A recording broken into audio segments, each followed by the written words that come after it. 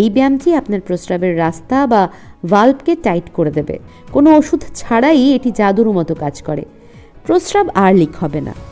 চোখ বন্ধ করে একটা মুহূর্ত কল্পনা করুন তো, আপনি একটা জনবহুল বাসে বা ট্রেনের কামরায় দাঁড়িয়ে আছেন। অফিস টাইমের ভিড়, নড়াচড়া করার মতো তিল ধারণের জায়গা নেই। অথবা ধরুন আপনি কোনো একটা ইন্টারভিউ বোর্ডে বসে আছেন। আপনার জীবনের সবচেয়ে গুরুত্বপূর্ণ পরীক্ষা চলছে। পিন পতন নীরবতা। ঠিক সেই সময় হঠাৎ আপনার মনে হলো তলপেটে একটা ভয়ানক চাপ। মনে হচ্ছে ব্লাডার বা মূত্রথলিটা এখনই ফেটে যাবে। আপনি ঘামতে শুরু করলেন। এসির মধ্যেও আপনার কপালে বিন্দু বিন্দু ঘাম জমছে। আপনি আড়ষ্ট হয়ে পা নাড়াচ্ছেন। মনে মনে ঈশ্বরের কাছে শুধু একটাই প্রার্থনা করছেন, হে ভগবান, আর মাত্র 10টা মিনিট, আর 10টা মিনিট যেন আটকে রাখতে পারি। কিন্তু আপনার শরীর আপনার কথা শুনছে না। 1 ফোঁটা, 2 ফোঁটা লিক হয়ে যাচ্ছে। লজ্জা, অপমান আর চূড়ান্ত অসহায়তা। ভয় পেলেন? ভয় পাওয়ারই কথা। এই পরিস্থিতিটা যে কোনো হরর সিনেমার চেয়েও অনেক বেশি ভয়ানক। আর আমাদের সমাজের একটা বিশাল অংশের মানুষ, বিশেষ করে বয়স্করা এবং মহিলারা, রোজ এই ভয়ের সাথে লড়াই করছেন। লজ্জায় কাউকে বলতে পারেন না, বাইরে বেরোতে ভয় পান, আত্মীয়ের বাড়ি যাওয়া বন্ধ করে দিয়েছেন, এমনকি জল খেতেও ভয় পান যে পাছে আবার বাথরুমে যেতে হয়। কিন্তু জানেন কি, আপনার এই আতঙ্কের আসল কারণ হয়তো কোনো বড় দুরারোগ্য ব্যাধি নয়। এর আসল কারণ হয়তো আপনারই হাতে ধরা ওই 1 কাপ ধোয়া ওঠা গরম চা। আজকের ভিডিওতে আমরা এমন এক মিষ্টি শত্রুর মুখোশ খুলে দেব, যাকে আপনি রোজ আদর করে ঘরে জায়গা দিচ্ছেন। ঘুম থেকে উঠে যাকে চুমুক না দিলে আপনার দিন শুরু হয় না। আর সেই বন্ধুবেশী শত্রুটি তলে তলে আপনার প্রস্রাবের থলি বা ব্লাডারের 12টা বাজাচ্ছে। ভিডিওটা শেষ পর্যন্ত দেখুন, কারণ আজকের পর আপনার চা খাওয়ার অভ্যাস আর আগের মতো থাকবে না। এবং কথা দিচ্ছি, ভিডিওর শেষে এমন 3টি জাদুকরী সমাধান দেব যা আপনার জীবনকে আবার স্বাভাবিক ছন্দে ফিরিয়ে আনবে। সম্প্রতি আমাদের চ্যানেলে এক দিদিভাই একটি কমেন্ট করেছেন। ওনার সমস্যাটা পড়লে আপনি চমকে যাবেন, কারণ হয়তো আপনিও একই ভুল করছেন। তিনি লিখেছেন, ডাক্তারবাবু, আমি দিনে মাত্র 2-3 বার চা খাই, চিনি ছাড়া, দুধ ছাড়া, একদম লাল চা বা লিকার চা। তাও আমি প্রস্রাব ধরে রাখতে পারি না, হাঁচি কাশি দিলেই বিপদ। আমি তো চিনি বা দুধ খাই না, তাহলে সমস্যা কোথায়? দিদিভাই এবং আপনারা যারা ওনার মতো ভাবছেন যে আমি তো সুগার ফ্রি চা খাই বা লিকার চা খাই, তাই আমি নিরাপদ, আপনাদের জন্য একটা বড় দুঃসংবাদ আছে। চায়ের মধ্যে চিনি যেখানে ভিলেন নয়, চিনি তো হলো সিনেমার সেই সাইড ক্যারেক্টার বা কমেডিয়ান। এখানে আসল ভিলেন বা সিনেমার মেইন খলনায়ক হলো চায়ের পাতার ভেতর লুকিয়ে থাকা একটি রাসায়নিক উপাদান, যার নাম ক্যাফেইন। আমরা বাঙালিরা চায়ের সাথে ইমোশনালি জড়িয়ে আছি। সকালে বেড টি, বিকেলে টোস্ট টি, মাথা ধরলে চা, বৃষ্টি হলে চা, এমনকি মন খারাপ হলেও চা। কিন্তু এই ভালোবাসার আড়ালে ক্যাফেইন আপনার শরীরের ভেতর ঠিক কী করছে জানেন? সহজ ভাষায় বলি, ক্যাফেইন হলো আপনার কিডনির জন্য এক অত্যন্ত কড়া মেজাজের বস। আপনার কিডনি স্বাভাবিক সময়ে খুব শান্তশিষ্টভাবে রক্ত থেকে ময়লা পরিষ্কার করে প্রস্রাব তৈরি করে। কিডনি তার নিজের গতিতে কাজ করতে পছন্দ করে। কিন্তু যখনই আপনি চা বা কফি খান, ওই ক্যাফেইন রক্তে মিশে কিডনির কাছে পৌঁছে যায় এবং কিডনিকে চাবুক মারতে শুরু করে। সে কিডনিকে অর্ডার দেয়, এত ধীরে কাজ করলে চলবে না, তাড়াতাড়ি কাজ করো, রক্ত থেকে যত জল আছে সব ছেঁকে বের করে দে। মেডিকেলের ভাষায় একে আমরা বলি ডিউরেটিক এফেক্ট। এর মানে হলো আপনি হয়তো 1 কাপ জল খেলেন, কিন্তু ক্যাফেইন জোর করে শরীর থেকে তার চেয়ে অনেক বেশি জল প্রস্রাব আকারে বের করে দিল। ফলে আপনি 1 কাপ চা খেলেন, কিন্তু আপনার ব্লাডার ভরল 3 কাপ প্রস্রাবের সমান। ফলাফল, আপনাকে বারবার বাথরুমে দৌড়তে হচ্ছে।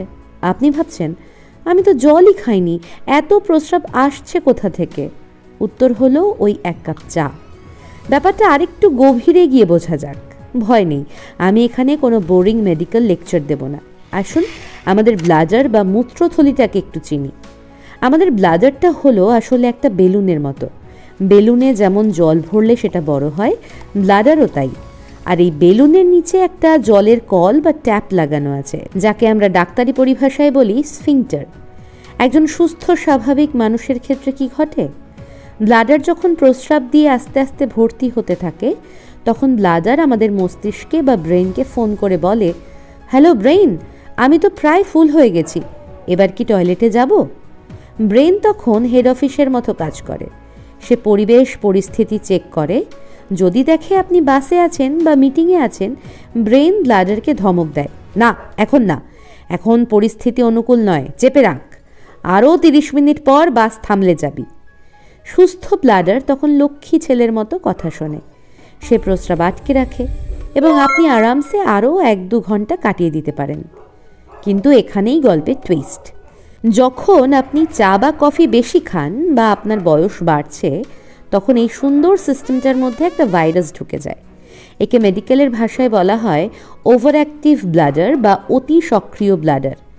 চায়ে থাকা এই ক্যাফেইন ব্লাডারের ভেতরের দেওয়ালের মাসেলগুলোকে ইরিটেট করে বা সুরসুরি দেয়। ব্লাডারের ভেতরের মাংসপেশিগুলো তখন পাগল হয়ে যায়।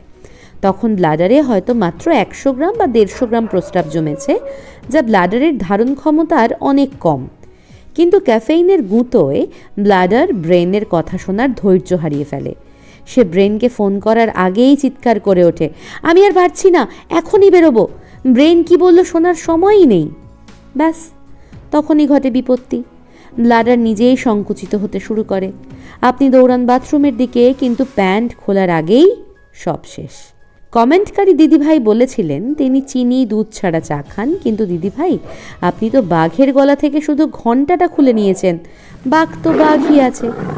চায়ের পাতায় থাকা ক্যাফেইন আপনার ব্লাডারকে বিশ্রাম দিচ্ছে না, তাকে সবসময় উত্তেজিত করে রাখছে। এখন আপনারা অনেকেই হয়তো ভাবছেন, বুঝেছি, কাল থেকে চা বন্ধ, কফি বন্ধ, তাহলেই তো মুক্তি। পিকচার অভি বাকি হ্যায়। শুধু চা নয়, আপনার ব্লাডারের আরও কিছু গোপন শত্রু আছে, যা হয়তো আপনি আজই দুপুরে ভাতের সাথে খুব তৃপ্তি করে খেয়েছেন। একটু মিলিয়ে নিন। প্রথমত ঝাল বা লঙ্কা। অবাক হচ্ছেন? আমরা ভাবি লঙ্কা খেলে শুধু জিভ জ্বলে বা পেট জ্বলে, কিন্তু অতিরিক্ত ঝাল খাবার বা মশলা আপনার ব্লাডারেও জ্বালা ধরায়। লঙ্কায় থাকা ক্যাপসাইসিন সরাসরি নার্ভ এন্ডিংয়ে কাজ করে ব্লাডারকে উত্তেজিত করে তোলে। তাই যারা বেশি ঝাল খান তাদের প্রস্রাবের বেগ ধরে রাখার ক্ষমতা কমে যায়। দ্বিতীয়ত টক ফল, লেবু, কমলা লেবু, বাতাবি লেবু, এগুলো ভিটামিন সিতে ভরপুর, শরীরের জন্য খুব ভালো।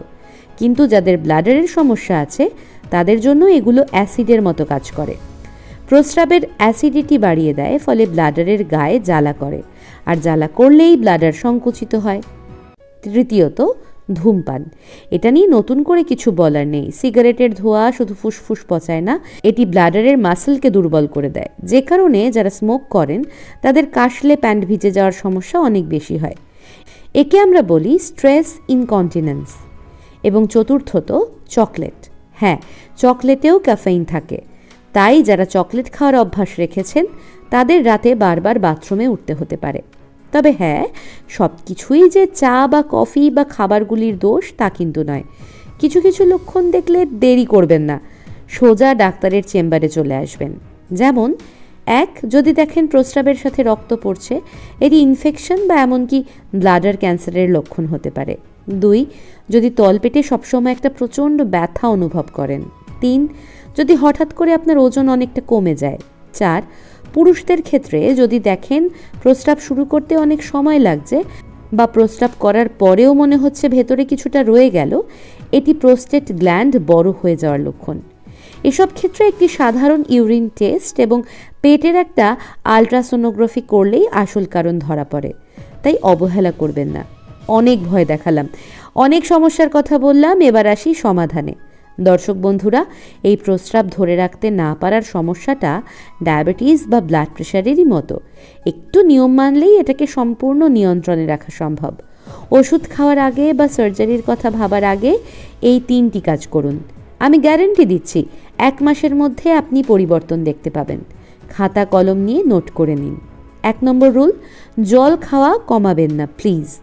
এটা একটা মারাত্মক ভুল 99% রোগী করে থাকেন। তারা ভাবেন প্রস্রাব বেশি হচ্ছে, তাহলে জল খাওয়াই বন্ধ করে দিই বা একদম কমিয়ে দিই। এটা আত্মহত্যার সমান। কেন জানেন? আপনি যখন জল কম খান আপনার শরীর ডিহাইড্রেশনে ভোগে। তখন কিডনি বাধ্য হয়ে খুব অল্প পরিমাণ কিন্তু খুব ঘন প্রস্রাব তৈরি করে। প্রস্রাব হলুদ আর দুর্গন্ধযুক্ত হয়ে যায়। আর প্রস্রাব যত ঘন হবে সেটা ব্লাডারের গায়ে তত বেশি জ্বালা ধরাবে। আর ব্লাডারে জ্বালা করলেই ব্লাডার সংকুচিত হবে এবং আপনার প্রস্রাবের বেগ আসবে। মানে জল কম খেলে আপনার সমস্যা কমবে না, বরং বাড়বে। তাহলে উপায়? সারাদিনে অল্প অল্প করে 2 থেকে 2.5 লিটার জল খান, কিন্তু সন্ধ্যে 7টার পর বা 8টার পর জল খাওয়া কমিয়ে দিন। রাতের খাবার খাওয়ার সময় অল্প জল খান, যাতে রাতে ঘুমের মধ্যে ব্লাডার ভর্তি না হয়ে যায় এবং বারবার ঘুম না ভাঙে। 2 নম্বর রুল, ব্লাডার ট্রেনিং। আপনার ব্লাডার এখন একটা অবাধ্য বাচ্চার মতো আচরণ করছে। তাকে শাসন করতে হবে, ট্রেনিং দিতে হবে। কিভাবে দেবেন? যখনই আপনার প্রস্রাবের বেগ আসবে সাথে সাথে বাথরুমে দৌড়বেন না। নিজেকে বলুন, আমি এখন ব্যস্ত, আরও 5 মিনিট পর যাব। মনকে অন্য কাজে ব্যস্ত রাখুন। টিভিতে খবর দেখুন, খবরের কাগজ পড়ুন বা গান শুনুন। ওই 5 মিনিট সময়টা ব্লাডারকে হোল্ড করতে শেখান। প্রথম দিকে খুব কষ্ট হবে, মনে হবে বেরিয়ে যাচ্ছে, কিন্তু ধীরে ধীরে 5 মিনিট থেকে বাড়িয়ে 10 মিনিট, তারপর 15 মিনিট, এভাবে সময় বাড়ান। এই প্র্যাকটিসটা করলে আপনার ব্লাডার আবার কথা শুনতে শুরু করবে এবং প্রস্রাব ধরে রাখার ক্ষমতা বাড়বে। 3 নম্বর রুল এবং আজকের ভিডিওর সবচেয়ে দামি পার্ট, কেগল এক্সারসাইজ। এটি হলো এই ভিডিওর হিরো। এই ব্যায়ামটি আপনার প্রস্রাবের রাস্তা বা ভালভকে টাইট করে দেবে। পুরুষ বা মহিলা সবার জন্যই এটি সমান কার্যকরী। কোনো ওষুধ ছাড়াই এটি জাদুর মতো কাজ করে। ব্যায়ামটা কিভাবে করবেন? খুব মন দিয়ে শুনুন, ভুল করবেন না। প্রথমে আপনাকে চিনতে হবে আপনার শরীরের কোন পেশি বা মাসেলটা প্রস্রাব আটকায়। পরের বার যখন বাথরুমে প্রস্রাব করবেন, মাঝপথে প্রস্রাবটা থামানোর চেষ্টা করুন। যে মাংসপেশিটা ব্যবহার করে আপনি প্রস্রাব আটকালেন ওটাই আপনার পেলভিক ফ্লোর মাসেল। ব্যাস, চিনে নিলেন। আর প্রস্রাব আটকাবেন না। প্রস্রাব করার সময় বারবার এটা করলে কিন্তু উল্টে ইনফেকশন হতে পারে। ওটা শুধু চেনার জন্য একবার করতে বললাম। এবার আসল ব্যায়াম। আপনি ঘরে বসে, শুয়ে, বাসে বা ট্রেনে বসে যে কোনো অবস্থায় এটা করতে পারেন, কেউ টের পাবে না। এই মাসেলটাকে 5 সেকেন্ডের জন্য শক্ত করে ভেতরের দিকে টেনে ধরুন, যেন আপনি খুব জোরে প্রস্রাব বা বায়ু আটকাচ্ছেন। 5 সেকেন্ড ধরে রাখুন। 1, 2, 3, 4, 5। এবার 5 সেকেন্ড রিল্যাক্স করুন, ছেড়ে দিন। আবার 5 সেকেন্ড শক্ত করুন, আবার 5 সেকেন্ড রিল্যাক্স করুন। এভাবে 10 বার করুন। এটা হলো 1 সেট। আপনাকে দিনে 3 বার, সকালে ঘুম থেকে উঠে, দুপুরে খাওয়ার আগে এবং রাতে শোয়ার সময় এই 1 সেট করে ব্যায়াম করতে হবে। টানা 1 মাস করুন। আমি কথা দিচ্ছি, আপনি হাঁচি দিন, কাশি দিন বা জোরে হাসুন, প্রস্রাব আর লিক হবে না। আপনার ব্লাডারের কন্ট্রোল আবার আপনার হাতে চলে আসবে। শেষ করার আগে সেই দিদি ভাই এবং আপনাদের সবাইকে একটা কথাই বলবো, প্রস্রাব ধরে রাখতে না পারা বা ইনকন্টিনেন্স কোনো লজ্জার বিষয় নয়। শরীর থাকলে সমস্যা থাকবেই, কিন্তু লোকে কি বলবে এই লজ্জায় ডাক্তার না দেখিয়ে ঘরে বসে থাকাটা বোকামি। এই সমস্যাটা আপনার সামাজিক জীবন নষ্ট করে দিচ্ছে, আপনাকে ডিপ্রেশনে ফেলছে, অথচ এর সমাধান কত সহজ। কাল সকাল থেকে চায়ের কাপটা একটু ছোট করুন। কড়া লিকারের বদলে একটু গ্রিন টি বা আদা চা বা পুদিনা পাতার চা খাওয়ার চেষ্টা করুন। আর হ্যাঁ, আজ থেকেই ওই কেগল এক্সারসাইজটা শুরু করুন। ভিডিওটা যদি আপনার একটু উপকারে আসে বা মনে হয় নতুন কিছু জানলেন, তবে লাইক দিন। আর প্লিজ ভিডিওটা আপনার সেই বন্ধু বা আত্মীয়কে শেয়ার করুন যিনি বাসে উঠলেই টেনশনে থাকেন বা যিনি ঘন ঘন বাথরুমে যান। আপনার একটা শেয়ার হয়তো তার অনেক বছরের পুরনো কষ্ট দূর করতে পারে। সুস্থ থাকুন, ব্লাডার ভালো রাখুন আর চায়ের চুমুকে একটু লাগাম টানুন। দেখা হচ্ছে পরের ভিডিওতে নতুন কোনো স্বাস্থ্য টিপস নিয়ে। ততক্ষণ পর্যন্ত ভালো থাকবেন। নমস্কার।